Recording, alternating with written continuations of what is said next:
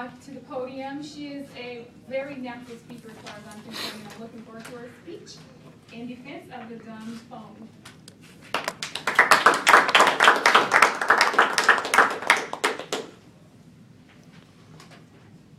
To iPhone or not to iPhone? That is the question I ask myself whenever I think about replacing my phone. Fellow Toastmasters, I must confess, I have a dumb phone. Even more, I'm strangely okay with it. I tell you why my dumb phone is actually a great phone. I got my first phone when I was a freshman in high school.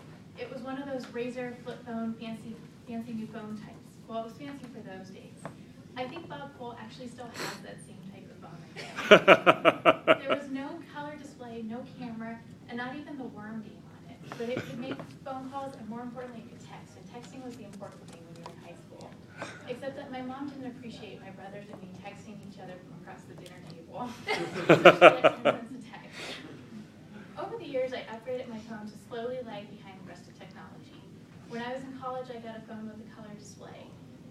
A few years later, I got a phone that finally had a camera that could take and send these fuzzy, barely recognizable, teeny tiny little pictures, but they were pictures.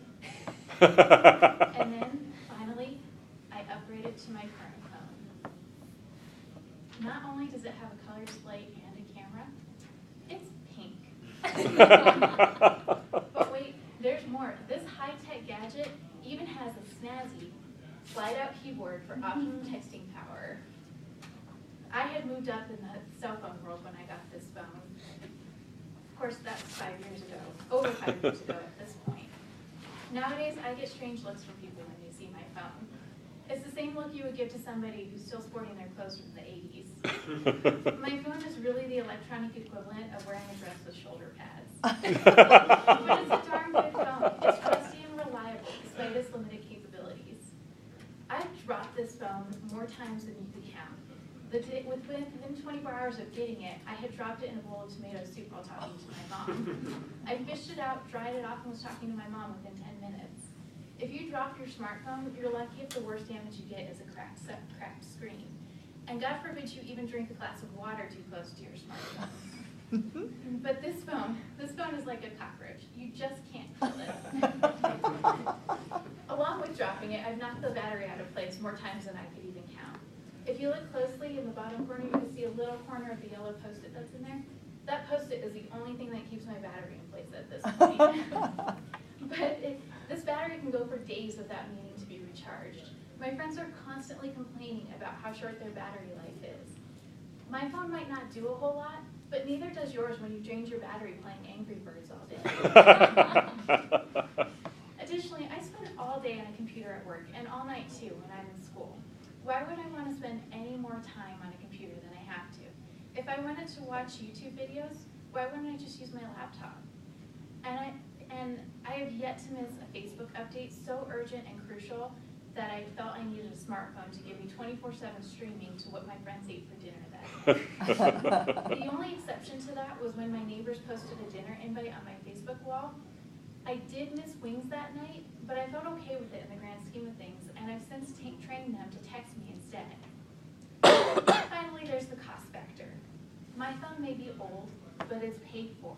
And these smartphones, they're pretty expensive. My limited research shows that an iPhone can cost anywhere from $200 to $800. I'm a single-income household with 3 dependent pets. Do you know how many bags of chicken-based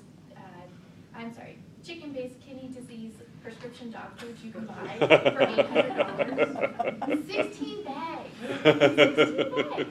That's more than a year's worth of dog food for my old fat dog. And besides the initial cost of the phone, there's also the increased monthly upgrade to a data plan. Who needs that kind of expense?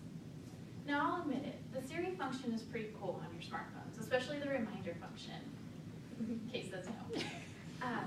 But truthfully, I've used my phone as a Siri long before Apple came up with it. And you can too if your phone doesn't have a Siri. It's simple, really.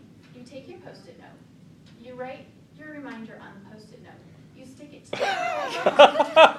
and now you have a reminder. Take the dog food that you can afford because you didn't sink all your money into your phone.